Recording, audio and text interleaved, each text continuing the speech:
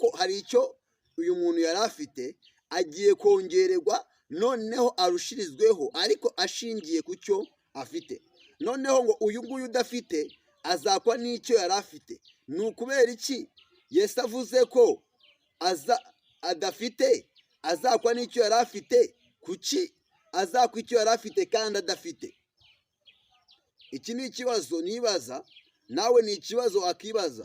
Iki ni ikibazo namaze igihe kinini nibaza, ariko kugeza iyi saha igisubizo ndagifite. Igisubizo ndagifite, ariko kera namaze igihe kinini nyibazaho narabuze igisubizo cyacyo.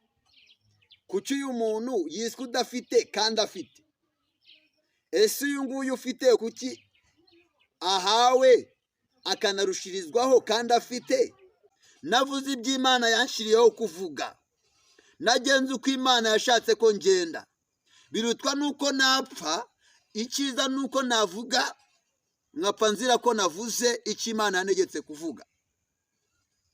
Arangije ya masengesho barayasenga, bamaze kuyasenga bajyayo.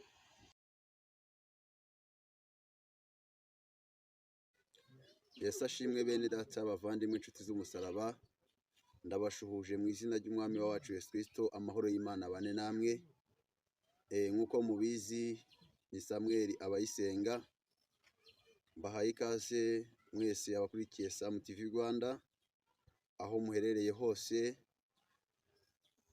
mbabwira ngo gana kuri Sam TV Rwanda, ukore subscribe, ukande like, ukore share, ukande kunzogera, cyangwa se ukore sabone, ujye ubasha gukurikirana ibiganiro byacu bitandukanye. Nk'ibisanzwe ni Abayisenga Samuel. Reka rero mbanze mbasuhuze wowe uherereye mu ntara y'Iburasirazuba ariyo merereyemo isaha, wowe uherereye mu ntara y'Amajyaruguru, intara y'Amajyepfo, Uburengerazuba, umujyi wa Kigali n'intara ya 5 diaspora, ndetse no mu Burundi, Kenya, Tanzania, Congo, Malawi, Mozambique, Zanzibar, Denmark, Dubai, Ubufaransa, Canada. Amahoro y'Imana n'imigisha y'Imana bibane namwe. Nk'ibisanzwe ni Abayisenga Samuel. Ndi umuvugabutumwa, ndi umukozi w'Imana, ndi umubwiriza, ndi umuhanuzi. Icyo Imana impaye kuvuga nicyo mvugaho. Banje kubasuhuza mu izina ry'umwami wacu Yesu Kristo. Ndagushuhuje wowe uherereye mu ntara y'Iburasirazuba, intara y'Amajyaruguru, Uburengerazuba, Amajyepfo n'umujyi wa Kigali. Nawe uherereye mu ntara ya 5 diaspora, uherereye mu gihugu cy'i Burundi, Tanzania, Uganda, Kenya, Congo, Zambia, Malawi, uherereye Denmark, uherereye Dubai, uherereye Canada, uherereye mu bihugu bitandukanye, mu Bufaransa, uherereye muri California, Norvège no mu bindi bihugu bitandukanye nabashije kuvuga ku migabane itandukanye. Nawe uherereye Suède, mwese ndabashuhuje mu izina ry'umwami wacu Yesu Kristo. Amahoro n'imigisha biva ku Mana bibane namwe. Imana y'amahoro ibishimire kandi haze kwifuza kwanyu. Reka dusenge kugira ngo dutangire twumve icyo Imana yashyize ku mutima. Ndagushimiye Uwiteka Imana Nyiringabo, Imana yera, Imana ikiranuka, Imana ifite imbaraga, Imana ifite ubutware, Imana ifite ububasha n'ubushobozi, Imana ifite kwera no gukiranuka, Imana ifite ubudahangarwa. Ndagushimiye kubw'uyu mwanya mwiza umpaye, ngiye gusangira n'ubwoko bwawe ijambo ryawe. Ndasenze ngo utuyobore, ndasenze ngo twiteho, ndasenze ngo tugirire neza, ndasenze ngo umuntu wese uzumvira ijambo rizahindura ubuzima bwe kandi uzigaragaze ku buzima bwe, ni mu izina rya Kristo, amen. Bene data, bavandimwe, tugiye kuganira ku ijambo ry'Imana. Mbere na mbere yuko tubiganiraho, nakubwira ngo gana kuri Sam TV Rwanda, ukore subscribe niba utarayikora, ukande like, commentaire, share, ndetse ukande no kunzogera. Nawe uhereye mu gihugu cy'u Burundi, kora sabone kugira tubashe gukurikirana, kumve icyo Imana yashyize ku mutima wanjye. Tugiye kwiganira ku ijambo rimwe dusanga muri Bibiliya. Ni ijambo ndaza gusoma muri Matayo 13 umurongo waho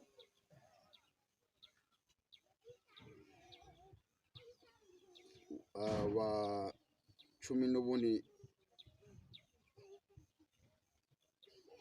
turebe dusome twumve icyo Imana ivugana natwe. Turahera ku murongo wa 9 avuga ngo ufite amatwi niyumve. Abigishwa baramwegera baramubaza bati, ni iki gituma ubigishiriza mu migani? Arabasubiza ati, mwebweho mwahawe kumenya ubwiru bw'ubwami bwo mu ijuru, ariko bo ntibabihawe. Arababwira ngo mwebweho mwahawe kumenya iby'ubwiru bw'ubwami bwo mu ijuru, ariko bo ntibabihawe. Umurongo nshaka gutindaho ni uyu murongo wa 12 avuga ngo kuko ufite wese azahabwa kandi akarushirizwaho, ariko udafite wese azakwa n'icyo yari afite. Niryo jambo nshaka tuganiraho. Arababwiye ku murongo wa 12 igice cya 13 12 arababwira ngo kuko ufite wese azahabwa kandi akarushirizwaho, ariko udafite wese azakwa n'icyo yari afite. Yesu ashimwe bene data bavandimwe inshuti z'umusaraba, ndabashuhuje mu izina ry'umwami wacu Yesu Kristo. Amahoro y'Imana bane namwe. Nk'uko mubizi ni Samuel Abayisenga. Mbahaye ikaze mwese abakurikiye Sam TV Rwanda aho muherereye hose, mbabwira ngo gana kuri Sam TV Rwanda, ukore subscribe, ukande like, ukore share, ukande kunzogera cyangwa se ukore sabone, ujye ubasha gukurikirana ibiganiro byacu bitandukanye. Nk'ibisanzwe ni Abayisenga Samuel. Reka rero mbanze mbasuhuze wowe uherereye mu ntara y'Iburasirazuba ariyo merereyemo isaha, wowe uherereye mu ntara y'Amajyaruguru, intara y'Amajyepfo, Uburengerazuba, umujyi wa Kigali n'intara ya 5 diaspora, ndetse no mu Burundi, Kenya, Tanzania, Congo, Malawi, Mozambique, Zanzibar, Denmark, Dubai, Ubufaransa, Canada. Amahoro y'Imana n'imigisha y'Imana bibane namwe. Nk'ibisanzwe ni Abayisenga Samuel. Ndi umuvugabutumwa, ndi umukozi w'Imana, ndi umubwiriza, ndi umuhanuzi. Icyo Imana imaye kuvuga nicyo mvugaho. Banje kubasuhuza mu izina ry'umwami wacu Yesu Kristo. Ndagushuhuje wowe uherereye mu ntara y'Iburasirazuba, intara y'Amajyaruguru, Uburengerazuba, Amajyepfo n'umujyi wa Kigali. Nawe uherereye mu ntara ya 5 diaspora, uherereye mu gihugu cy'i Burundi, Tanzania, Uganda, Kenya, Congo, Zambia, Malawi, uherereye Denmark, uherereye Dubai, uherereye Canada, uherereye mu bihugu bitandukanye, mu Bufaransa, uherereye muri California, Norvège no mu bindi bihugu bitandukanye nabashije kuvuga ku migabane itandukanye. Nawe uherereye Suède, mwese ndabashuhuje mu izina ry'umwami wacu Yesu Kristo. Amahoro n'imigisha biva ku Mana bibane namwe. Imana y'amahoro ibishimire kandi haze kwifuza kwanyu. Reka dusenge kugira ngo dutangire twumve icyo Imana ashyize ku mutima. Ndagushimiye Uwiteka Imana Nyiringabo, Imana yera, Imana ikiranuka, Imana ifite imbaraga, Imana ifite ubutware, Imana ifite ububasha n'ubushobozi, Imana ifite kwera no gukiranuka, Imana ifite ubudahangarwa. Ndagushimiye kubw'uyu mwanya mwiza umpaye. Ngiye gusangira n'ubwoko bwawe ijambo ryawe. Ndasenze ngo tuyobore, ndasenze ngo twiteho, ndasenze ngo tugirire neza, ndasenze ngo umuntu wese uzumvira ijambo rizahindura ubuzima bwe kandi uzigaragaze ku buzima bwe. Ni mu izina rya Kristo, amen. Bene data bavandimwe, tugiye kuganira ku ijambo ry'Imana. Mbere na mbere yuko tubiganiraho, nakubwira ngo gana kuri Sam TV Rwanda, ukore subscribe niba utarayikora, ukande like, commentaire, share, ndetse ukande no kunzogera. Nawe uhereye mu gihugu cy'u Burundi, kora sabone kugira tubashe gukurikirana kumve icyo Imana yashyize ku mutima wanjye. Tugiye kwiganira ku ijambo rimwe dusanga muri Bibiliya. Ni ijambo ndaza gusoma muri Matayo 13 umurongo waho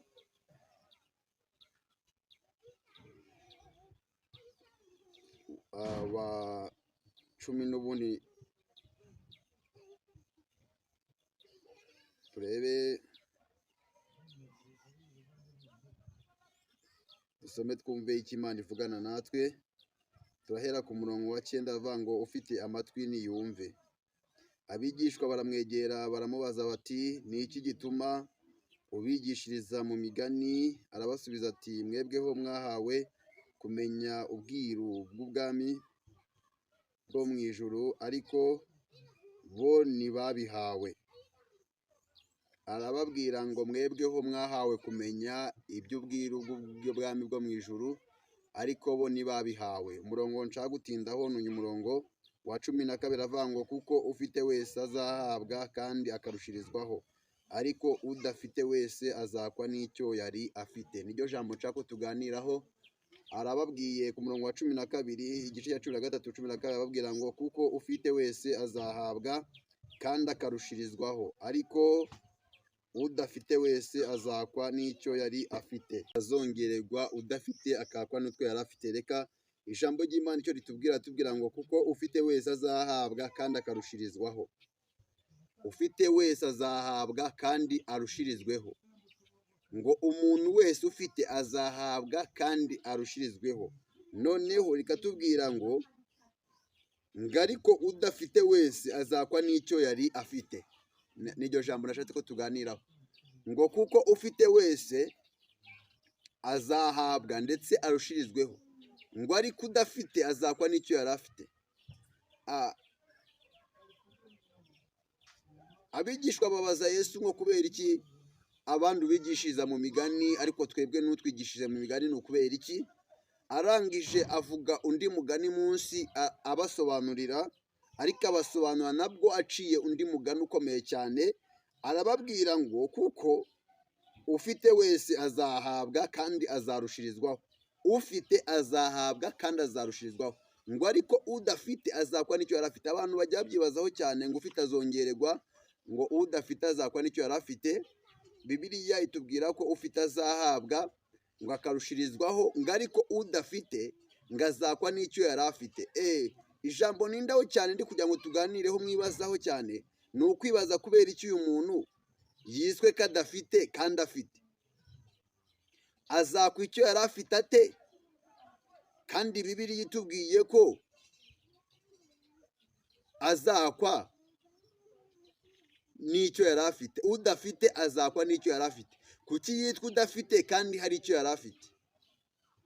Iki ni ikibazo nibaza, nawe ni ikibazo wakibaza, ariko kirimo igisubizo.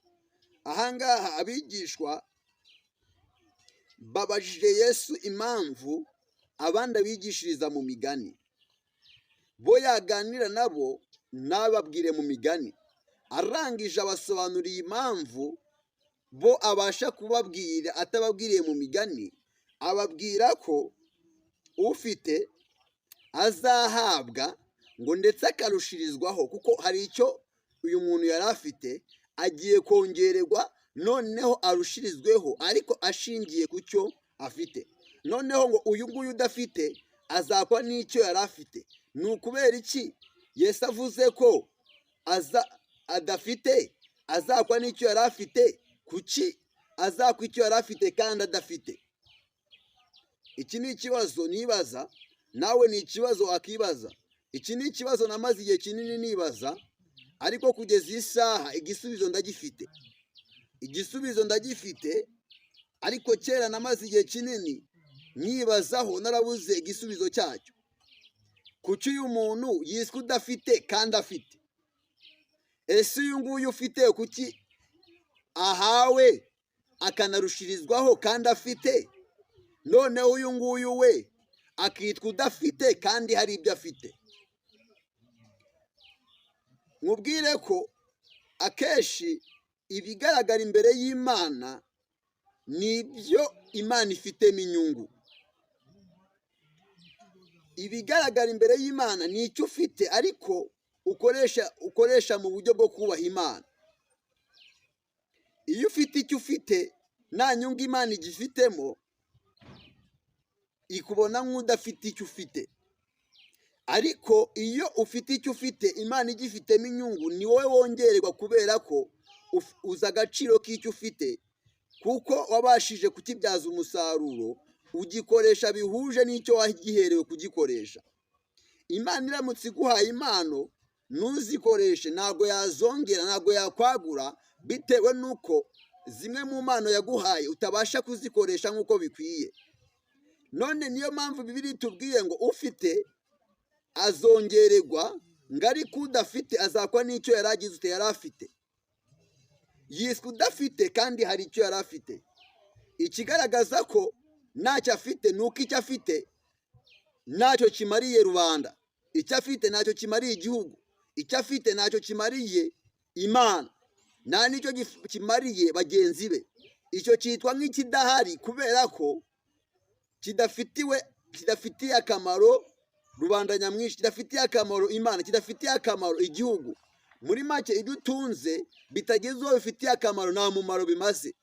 Niyo mpamvu birivuze ngo udafite azakwa n'icyo yari afite. Ibyo ngibyo wari ufite bidafitiye igihugu akamaro, bidafitiye Imana akamaro, bidafitiye abantu akamaro, ibyo uzabyakwa kubera ko n'ubundi nta mumaro, ntacyo bimaze.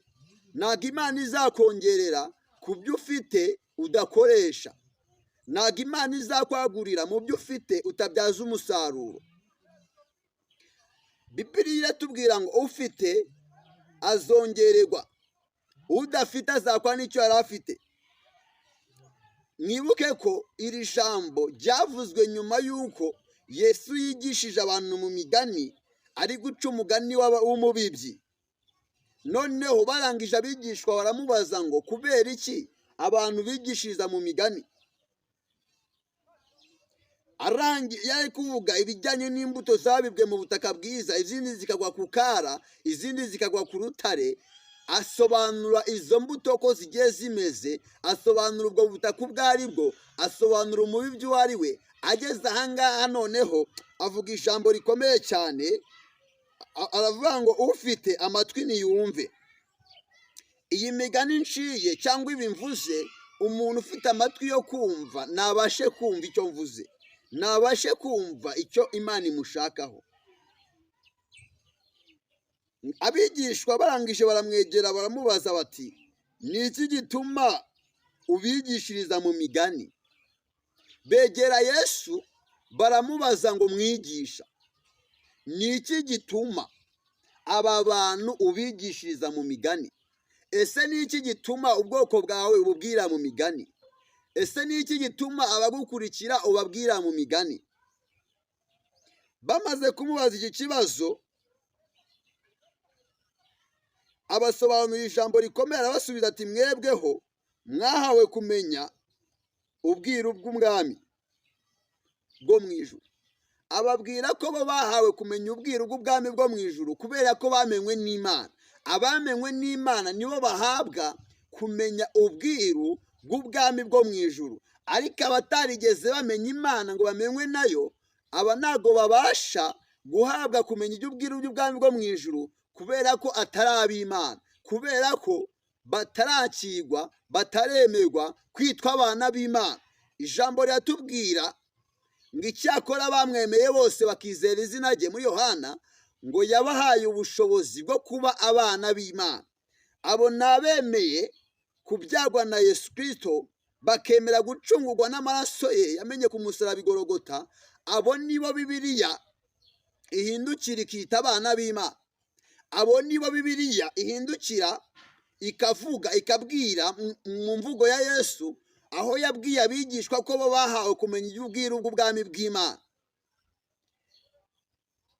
Amaze kubabwira aya magambo, intumwa cyangwa se abigishwa bahita basobanukirwa agaciro kabo kuri Yesu, basobanukirwa n'umwanya bahagazemo mu cyimbo cy'uko hari ukunda abatazi Yesu, abatamwemera bahagaze. Aba rero kuko bemera Yesu, bamusobanukiwe, bamwemeye nk'umwami n'umukiza, bahawe ubushobozi bwo kwitwa abana b'Imana. Ngabo ntago babyawe n'ubushake bw'umugabo cyangwa ubushagabo n'umugore, ngo ahubwo abo babyawe n'Imana. Aba babyawe n'Imana nibo Bibiliya ivuga bahawe kumenya ubwiru bw'ubwami bw'Imana. Abo ni ba bandi babyawe n'Imana. Ariko umuntu ntago yahawe ububasha bwo kumenya iby'ubwiru bw'ubwami bw'Imana kubera ko ntago yigeze abyagwa. Arababwira ati mwebweho mwahawe kumenya iby'ubwiru bw'ubwami bw'Imana. Aba ni ababyawe n'Imana. Abamwemeye bose bakizera izina rye, yabahaye ubushobozi bwo kwitwa abana b'Imana. twitwa abana b'Imana kubera ko twabyawe n'amaraso ya Yesu, twabyawe n'Imana, kubera ko twacungujwe amaraso y'igiciro, nicyo gituma twitwa abana b'Imana. Ikibyawe n'umubiri nacyo ni umubiri, ikibyawe n'umwuka nacyo ni umwuka. Impamvu twitwa ko turi abana b'Imana ni uko twacungujwe amaraso y'igiciro. Ayo maraso ya Yesu yamenye ku bwacu akaducungura, niyo yaduhinduye kwitwa abana b'Imana. Niyo mpamvu twahawe kumenya iby'ubwiru bw'Imana, twahawe kumenya iby'ubwiru bw'ubwami bwo mu ijuru. Iyi saha niyo mpamvu nanjye mpawe kuza kugusobanurira, usobanukirwe n'iri jambo bavuga ngo ufite azongererwa, udafite azakwa n'utwo yari afite. Uyu nguyu uzongererwa nuko ibyo yari afite bifite umumaro, abibyaza umusaruro, arabikoresha. Icyo Imana yabimuhereye nicyo abikoreshereza. Ufashe ijerekani ukayishyiramo amazi ukayuzuza, ntago wavomeramo andi mazi utabanje gufata yari arimo ngo uyakoreshe.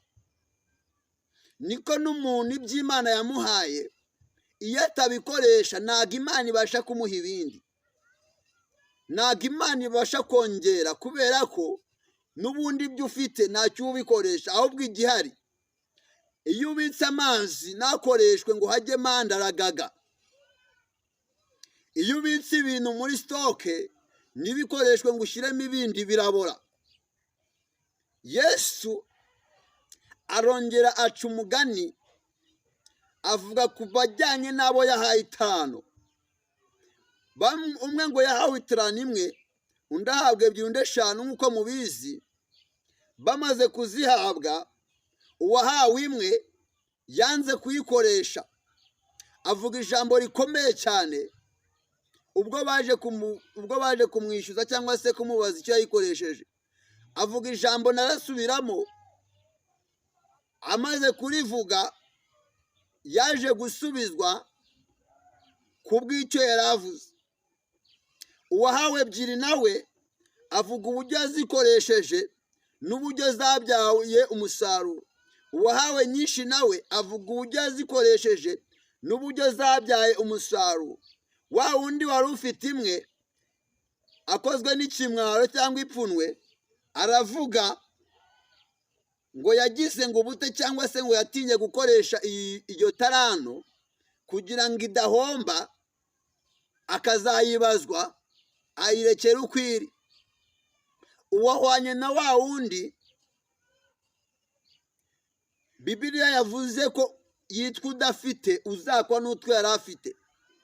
Uyu wari ufite mina imwe cyangwa itarani imwe yiswe udafite, kuko icyo yahawe ntabwo yakibyaje umusaruro, nta nubwo yagikoresheje. Yaragifashe aragihisha, ntiyatuma abantu bakibona, ntiyatuma abantu bamenya umusaruro wacyo. Amaze kugihisha, agihisha yiteguye kuzagisubiza uwakimuhaye.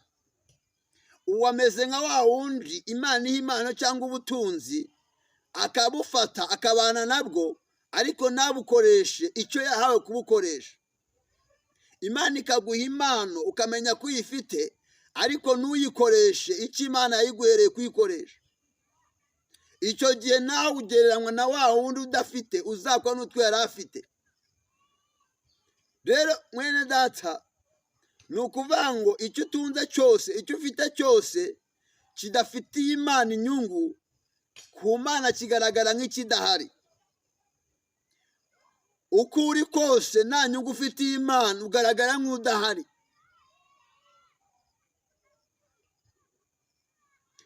Uko ubayeho kose bidafitiye inyungu Imana, ugaragara nk'utariho. Kuko ikigaragaza ko uriho ni imbuto Imana ikubonaho. Ikigaragaza ko uriho ni umusaruro Imana igutezeho. Icyo nicyo kigaragaza ko uriho, kuko ubereyeho kuzuza inshingano cyangwa gusohoza umugambi w'icyo Imana yagushyiriyeho. Ntabwo kuba turiho kugira ngo twibereho, ahubwo turiho kuberaho Imana, kuberaho icyo Imana ishaka ko tuberaho. Mwibuke Esiteri yitwa Hadasa, bamuhindurira izina bamwita Esiteri kuko bari mu gihugu cy'ubunyagano, bari mu gihugu kitari icyabo, bari aho badafite uburenganzira bwuzuye nk'abayuda, bahaba bihishahisha barihinduye abandi bandi, ariko mu mutima bakomeza kuba abayuda, bakomeza kugendera ku cyo Imana yabavuzeho. Igihe kiza kugera, Imana yari ihishe muri Esiteri, itarano yari iri muri Esiteri, igihe kiragera ubwo abayuda bagombaga kwicwa.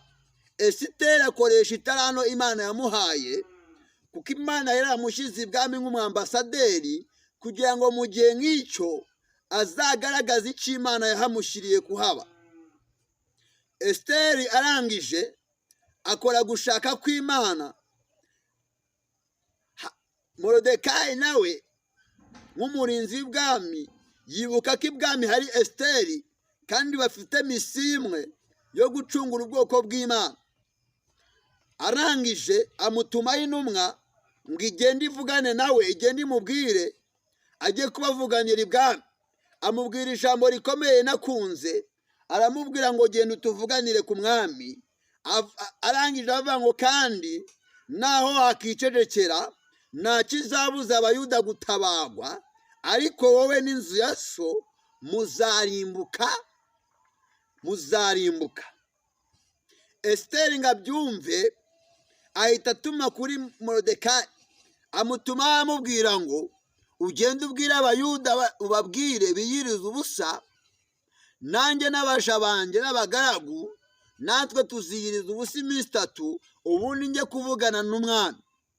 Esiteri arareba ataho kugira mbeho, nakoze icyo Imana yanshiriyeho ku isi, navuze ibyo Imana yanshiriyeho kuvuga, nagenze uko Imana yashatse ko ngenda. Birutwa nuko napfa, icyiza nuko navuga nkapfa nzira ko navuze icyo Imana yantegetse kuvuga. Arangije ya masengesho barayasenga, bamaze kuyasenga bajyayo.